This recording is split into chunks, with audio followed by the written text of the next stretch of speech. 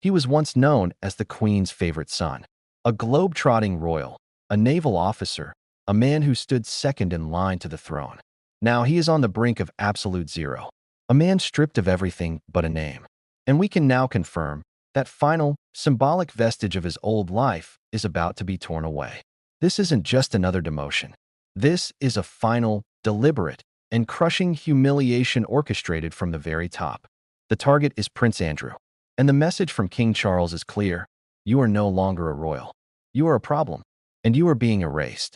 Welcome to Royal Report 24/7, the home for the royal news that others are too cautious to report. If you want to understand the brutal internal politics of the House of Windsor, you need to be here. Before we reveal the specific honor being targeted and the shocking timeline for its removal, you need to secure your access to all our exclusives. Subscribe to Royal Report 24/7 and hit the like button right now. Your support is what allows us to bring you these fearless reports. Share this video to spread the truth. Now, let's get to the story. For years, Prince Andrew has clung to one last, significant title, the Duke of York. It is more than just a name. It is a peerage, a dukedom, one of the highest ranks of the British aristocracy. It connects him to a place, to history, to an identity beyond just Prince Andrew. It has been his shield, his last piece of armor. But that armor is about to be shattered. Our sources within the palace and Whitehall confirm that senior advisors to King Charles, in coordination with the Prime Minister's office, are actively drafting the legal and constitutional instruments required to remove a royal dukedom. The plan is unprecedented in modern history. The goal is to strip Andrew of the Dukedom of York, leaving him with only his princely title, a hollow echo of a life that once was. Why is this happening now?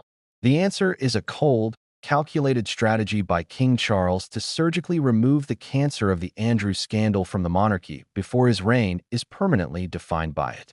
The king is not acting out of anger. He is acting out of survival. Now let's trace the arc of Andrew's total collapse. It's a story of a man who had it all and lost it, piece by piece. First, he lost his role as a working royal, his Royal Highness style in an official capacity. Then came the loss of all his military affiliations and royal patronages. These were brutal, public blows. But through it all, he remained the Duke of York. It was the one thing they couldn't take from him. Or so we thought. The civil case with Virginia Giuffre was the turning point. While Andrew admitted no guilt, the multi-million-pound settlement was, in the eyes of the world, a confession by check. It made him untouchable, but it also made him a permanent, lurking threat.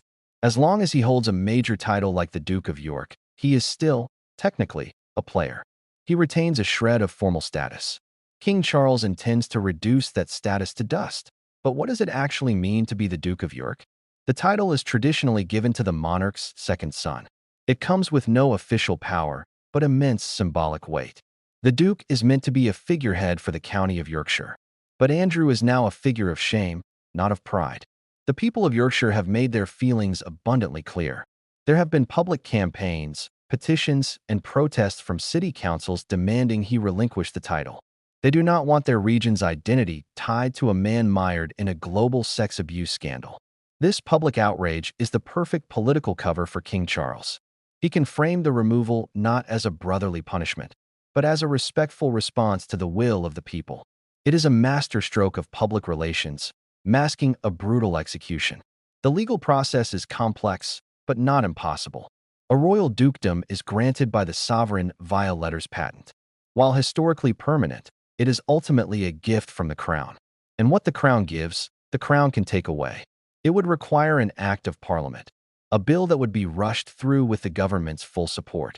Our sources indicate that Starmer's government, eager to demonstrate its commitment to accountability, is ready to facilitate this with startling speed.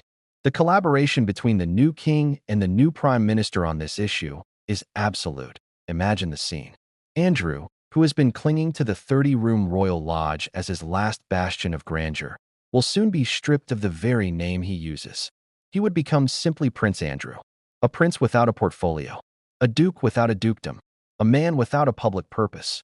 It is the most profound humiliation the system can legally administer. This move is also a direct message to the public and the world. The king is telling us that the monarchy is under new management. The days of sweeping scandals under the rug are over. The never complain, never explain mantra has been replaced by a new, more ruthless doctrine. Identify the threat and eliminate it. Andrew is being sacrificed on the altar of the monarchy's future. But what does this mean for Andrew personally? Psychologically, this will be the final, crushing blow. He has defined himself by his titles and his status. To lose the dukedom of York is to lose the last fragment of his formal, public identity.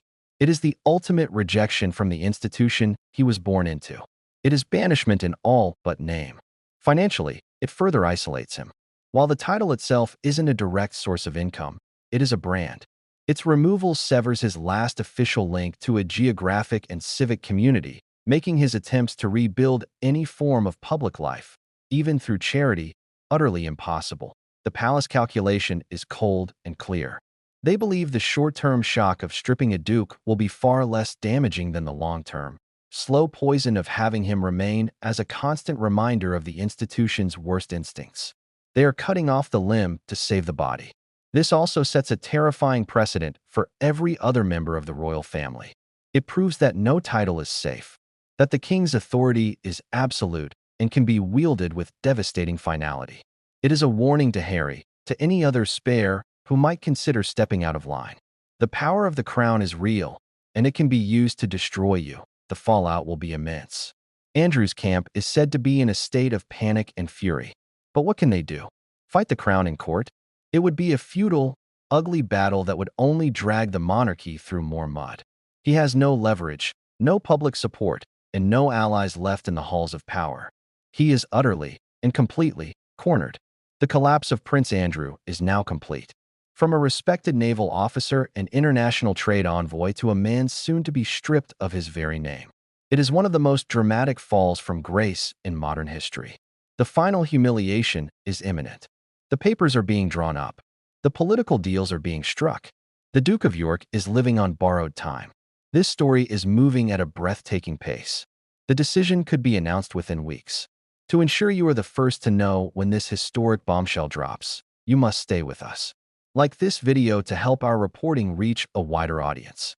Share it on all your social media channels. And most importantly, subscribe to Royal Report 24/7 and hit the notification bell. We are your #1 source for the truth behind the crown. The final act of the Andrew saga is about to begin. Thank you for watching.